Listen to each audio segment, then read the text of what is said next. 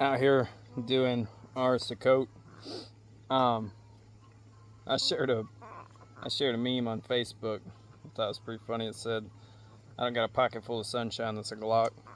I had a commenter that stated that um, essentially that's not Christian because Jesus didn't preach hate, as if to say that having a Glock on your waistband or pocket, whatever, is hateful.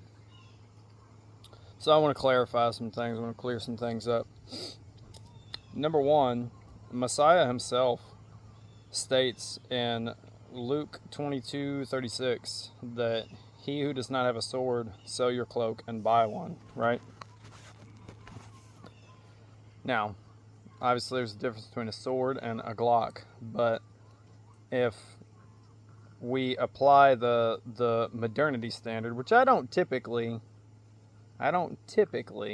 um, do, but I think that that's a fitting thing. Back then, everybody carried swords. What do people carry now? Guns, firearms, right? So, applying that standard, I would say it's the same concept, right? It's an equal basis. If we were up against a modern Roman soldier, they would have guns, not swords. So, same concept. Or you could apply it to sling and stone. You know, uh, David used a rock, I use a Glock, right? But anyways, that in and of itself should clarify, um, and I don't know why people have this strange, teddy bear Jesus mentality that like he's just some super pacifist, right? First of all, that would separate him um, completely from what the scriptures actually state, right? Revelation 19:11. Go read that, right? I mean, Yeshua's coming back with a sword, and now that one I would take literally like the sword, right? Um,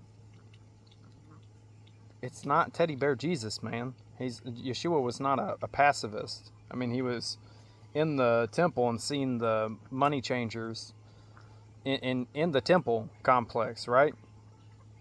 And started to flip tables, and he made a cord of whips. Now, it doesn't say that he beat the crap out of anybody with a cord of whips, but what are you going to go and make a cord of whips for if you have no intentions on using it, right? That's just kind of the way that I look at it. But anyways, we'll go back Old Testament, right? Because there's this concept of, well, God said, thou shalt not kill. First and foremost, there's a difference. And if you don't understand the Hebrew, I'm not mad. I'm not mad because for a long time I didn't either. But there's a difference in the verbiage that's used there, right? It's not thou shalt not kill. That would imply that any taking of a life is unjustified, is sinful in nature, and, you're wrong for it. I do not think that narrative fits any of Scripture. The correct word that should be used there is murder. Thou shalt not murder. Well, what's the difference? And how do I know that this is the case? The difference between killing someone and murdering somebody is you have a prior hatred. If you are steaming with hatred and you plot to kill somebody, that is murder. You take their life unjustifiably, right? Just because you have something against them, whether they cut you off in traffic or you just have loathed this person forever, right? And Deuteronomy 19 kind of clarifies this. Deuteronomy 19 states that the manslayer who, watch out, love, making breakfast for everybody right now. Deuteronomy 19 states that the manslayer who unknowingly harms his neighbor, takes their life, it is free to go to the city of refuge, right? And it states very specifically what is this, like, what is the definition of this, essentially? And it states that it is one that, say you go to the woods and you're chopping down a tree and the axe head flies off and lands in your brother, your neighbor's head. You had no intentions on doing it, and it even specifies directly in the text. This is one who unalived their brother, neighbor, whatever, having not hated them in the past. That's the difference between killing and murdering. So, that should clear it up. But how about the myriad of times that, the Most High has specified, hey, go into this land and completely wipe out everybody. Take the lives of everybody in here. Level them completely. Even down to the animals. Yahweh's not going to make you sin. He's not going to tell you, hey, go do this sin real quick. No, his whole point is to tell you not to sin, to obey his commandments, and to be righteous. So that would completely nullify that. Anyways, and one of my favorite passages in Exodus is Exodus 15:3, and it states, Yahweh is a warrior, Yahweh is his name, or Yahweh is a mighty man of battle, Yahweh is his name, right? He's a man of war. And this was stated by Moshe, the prophet Moshe, directly after they'd won battle. Because he's like, oh, surely you are a mighty one who is a great general. And he blesses him for their victory, right?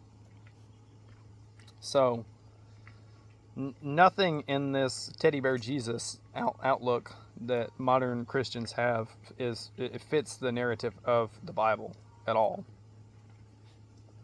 And I wish people would get off that kick, because again, the thou shalt not murder concept implies that you should very well preserve life. If the command is do not take a life out of hatred, then you should preserve also life out of love, which means I am going to keep my pistola on my side, and if necessary, I will use said pistola to preserve my life, my son's life, my daughter's life, my wife's life, or any innocent individual around me at that given time, because that is my duty as a Christian. That is my duty as a follower of the Most High. It is my duty to preserve life. And for an individual to be in the wrong, attacking someone out of wickedness, out of evil, they already, again, they're in the wrong. For me to defend myself or the people around me, I'm in the right. I am preserving in self-defense against evil. And the only way, mark these words, the only way that evil prevails is when good men sit by and do nothing.